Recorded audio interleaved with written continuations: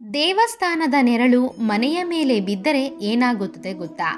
ದೇವಾಲಯವೆಂದರೇನೆ ಪವಿತ್ರವಾದ ಸ್ಥಳವೆಂದು ಎಲ್ಲರಿಗೂ ಗೊತ್ತು. ಭಗವಂತನ ಸನ್ನಿಧಿಯಲ್ಲಿ ಕಾಲಿಟ್ಟರೇನೆ ಸಮಾಧಾನಗೊಳ್ಳುತ್ತಾರೆ.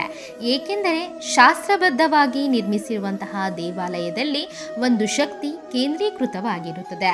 ಕ್ರಮ ತಪ್ಪದೆ ಪೂಜೆಗಳು, ಹೋಮ, ಹವನ, ಯಾಗಗಳು ನಡೆಯುವುದರಿಂದ ಅಲ್ಲಿ ಪಾಸಿಟಿವ್ ಎನರ್ಜಿ ತುಂಬಿ ಇರುತ್ತದೆ. ಅದಕ್ಕಾಗಿಯೇ ದೇವಾಲಯಕ್ಕೆ ಹೋಗಬೇಕು ಅಂದರೆ ಪವಿತ್ರವಾಗಿ ಇರಬೇಕು ಎಂದು ಸೂಚಿಸಲಾಗುತ್ತದೆ.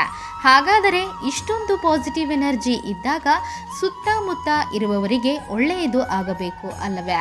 ಆದರೆ ದೇವಾಲಯದ ಸಮೀಪದಲ್ಲಿ ಮನೆ ಇರಬಾರದು ಎಂದು ಯಾಕೆ ಹೇಳುತ್ತಾರೆ ಎಂದು ಇವತ್ತಿನ ಈ ವಿಡಿಯೋದಲ್ಲಿ ತಿಳಿಯೋಣ. ಮುಖ್ಯವಾಗಿ ಹೇಳಬೇಕು ಅಂದರೆ ದೇವಾಲಯದ ನೆರಳು ಬೀಳುವಂತಹ ಮನೆಯಲ್ಲಿ ಸುಖ, ಸಂತೋಷ, ಮನಃಶಾಂತಿ ಇರುವುದಿಲ್ಲ ಎಂದು ವಾಸ್ತು ನಿಪುಣರು ಹೇಳುತ್ತಾರೆ. ಅಂತಹ ಮನೆಯಲ್ಲಿ ನಿತ್ಯ ಯಾವುದೋ ಒಂದು ವಿಚಾರಕ್ಕೆ ಜಗಳ, ವಿವಾದಗಳು ನಡೆಯುತ್ತಲೇ ಇರುತ್ತವೆ.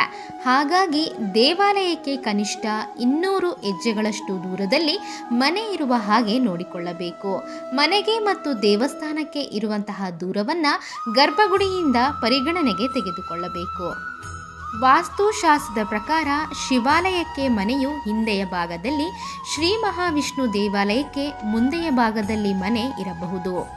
ಶಿವಾಲಯಕ್ಕೆ ಹತ್ತಿರವಾಗಿ ಮನೆ ಇದ್ದರೆ ಶತ್ರು ಭಯ, ವಿಷ್ಣು ದೇವಾಲಯಕ್ಕೆ ಹತ್ತಿರದಲ್ಲಿ ಇದ್ದರೆ ಹಣ ನಿಲ್ಲುವುದಿಲ್ಲ ಎಂದು ಹೇಳುತ್ತಾರೆ. ಅಮ್ಮನವರ ದೇವಸ್ಥಾನಕ್ಕೆ ಹತ್ತಿರದಲ್ಲಿ ಇದ್ದರೆ ಆ ಶಕ್ತಿ ಕಾರಣವಾಗಿ ಮನೆಯಲ್ಲಿನ ವ್ಯಕ್ತಿಗಳು ಅಭಿವೃದ್ಧಿ ಆಗುವುದಿಲ್ಲ. ಹಾಗೇನೆ ವಿಘ್ನಗಳನ್ನು ತೊಲಗಿಸುವಂತಹ ವಿನಾಯಕನ ದೇವಾಲಯ ಮನೆಗೆ ಉತ್ತರ ವಾಯುವ್ಯ ದಿಕ್ಕಿನ ಕಡೆಗೆ ಇದ್ದರೆ ಆ ಮನೆಯಲ್ಲಿ ಇರುವವರಿಗೆ ಧನನಷ್ಟ, ಅವಮಾನಗಳು ಎದುರಾಗುತ್ತವೆ. ವ್ಯರ್ಥ ಖರ್ಚುಗಳು ಕೂಡ ಹೆಚ್ಚಾಗುತ್ತದೆ. ಮನೆಯ ಮೇಲೆ ಧ್ವಜಸ್ತಂಭದ ನೆರಳು ಕೂಡ ಬೀಳಬಾರದು. ದೇವರ ಧ್ವಜ ಶಕ್ತಿ, ಸಂಪನ್ನತೆ, ಉಗ್ರರೂಪ.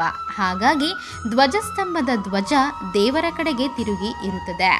ಅದಕ್ಕಾಗಿಯೇ ಪೂರ್ವಕಾಲದಲ್ಲಿ ದೇವಾಲಯಗಳನ್ನು ಪರ್ವತಗಳು, ನದಿ ತೀರಗಳಲ್ಲಿ ಮಾತ್ರವೇ ನಿರ್ಮಿಸುತ್ತಿದ್ದರು. ಸಮೀಪದಲ್ಲಿರುವವರು ಭಯಪಡುವಂತಹ ಅವಶ್ಯಕತೆ ಇಲ್ಲ. ನಿಮ್ಮ ಮನೆಯ ಡೈರೆಕ್ಷನ್ ಹೇಗೆ ಇದೆ ಎಂದು ನೋಡಿಕೊಳ್ಳಬೇಕು. ಅಂದರೆ ದಿಕ್ಕು ಹೇಗೆ ಇದೆ ಎಂದು ನೋಡಿಕೊಳ್ಳಬೇಕು. ಆ ಮನೆಗೆ ಪ್ರವೇಶಿಸಿದಾಗಿನಿಂದಲೂ ಹೇಗೆ ಇದ್ದೀರಾ ಎಂದು ಗಮನಿಸಬೇಕು. ಅವಶ್ಯಕತೆ ಬಿದ್ದರೆ ವಾಸ್ತು ನಿಪುಣರ ಸಲಹೆ ತೆಗೆದುಕೊಳ್ಳಬೇಕು. ದೇವಸ್ಥಾನ ಪವಿತ್ರ ಸ್ಥಳವಾದರೂ ದೇವರ ಗುಡಿಯ ನೆರಳು ಮನೆಯ ಮೇಲೆ ಬೀಳಬಾರದು. ಈ ರೀತಿ ದೇವಸ್ಥಾನದ ಅಕ್ಕಪಕ್ಕ ಮನೆ ಇದ್ದರೆ ತೊಂದರೆ ಪಡಬೇಕಾಗುತ್ತದೆ ಎಂಬ ಪ್ರತೀತಿ ಇದೆ. ಇಂತಹ ಸಂದರ್ಭದಲ್ಲಿ ಕೆಲವು ಪರಿಹಾರ ಕ್ರಮಗಳನ್ನು ಅನುಸರಿಸಬೇಕು ಎಂಬುದಾಗಿ ವಾಸ್ತುಶಾಸ್ತ್ರ ತಿಳಿಸುತ್ತದೆ. ದೇವಸ್ಥಾನದ ಬಳಿ ಮನೆ ನಿರ್ಮಾಣ ಮಾಡುವುದು ಒಳ್ಳೆಯದು ಅಲ್ಲ ಎಂದು ವಾಸ್ತುಶಾಸ್ತ್ರ ಹೇಳುತ್ತದೆ. ದೇವಸ್ಥಾನದ ನೆರಳು ಮನೆಯ ಮೇಲೆ ಬಿದ್ದರೆ ಅದು ಶ್ರೇಯಸ್ಸು ಅಲ್ಲ. ಇದರಿಂದ ಕಷ್ಟ ಎದುರಾಗುತ್ತದೆ ಎನ್ನುವಂತಹ ನಂಬಿಕೆ ಇದೆ. ಅದರಲ್ಲೂ ಶಿವ, ಸೂರ್ಯ, ವಿಷ್ಣು ದೇಗುಲದ ಎದುರು ಮುಂಬಾಗಿಲು ಬಾರದಂತೆ ಕ್ರಮ ಕೈಗೊಳ್ಳಬೇಕು. ದೇವಸ್ಥಾನದಿಂದ ಹೊರಹೊಮ್ಮುವ ಗಂಟೆನಾದ, ಆರತಿ, ಧೂಪ, ದೀಪಗಳು ಋಣಾತ್ಮಕ ಶಕ್ತಿಯನ್ನು ಗುಡಿಯಿಂದ ಹೊರದೂಡುತ್ತದೆ. ಈ ವೇಳೆ ಈ ಋಣಾತ್ಮಕ ಶಕ್ತಿ ದೇಗುಲದ ಪಕ್ಕದ ಮನೆಗೆ ನುಗ್ಗುತ್ತವೆ. ಇದರಿಂದ ಮನೆಯಲ್ಲಿ ಅಶಾಂತಿ ನಿರ್ಮಾಣವಾಗುತ್ತದೆ ಎಂಬ ನಂಬಿಕೆ ಇದೆ. ಧನ್ಯವಾದ ಸ್ನೇಹಿತರೆ. ಈ ಮಾಹಿತಿ ನಿಮಗೆ ಇಷ್ಟವಾಗಿದ್ದಲ್ಲಿ ಮತ್ತಷ್ಟು ಇಂತಹ ಉಪಯುಕ್ತ ಮಾಹಿತಿಗಾಗಿ ನಮ್ಮ ಚಾನಲನ್ನು ಸಬ್ಸ್ಕ್ರೈಬ್ ಮಾಡಿಕೊಂಡು ಹಾಗೆ ವಿಡಿಯೋಗೊಂದು ಲೈಕ್ ಮಾಡಿ. ಜೊತೆಗೆ ಮತ್ತಷ್ಟು ಇಂತಹ ಉಪಯುಕ್ತ ಮಾಹಿತಿಗಾಗಿ ಫೇಸ್ಬುಕ್ನಲ್ಲಿ ನಮ್ಮ ಪೇಜನ್ನು ಫಾಲೋ ಮಾಡೋದನ್ನು ಮರಿಬೇಡಿ.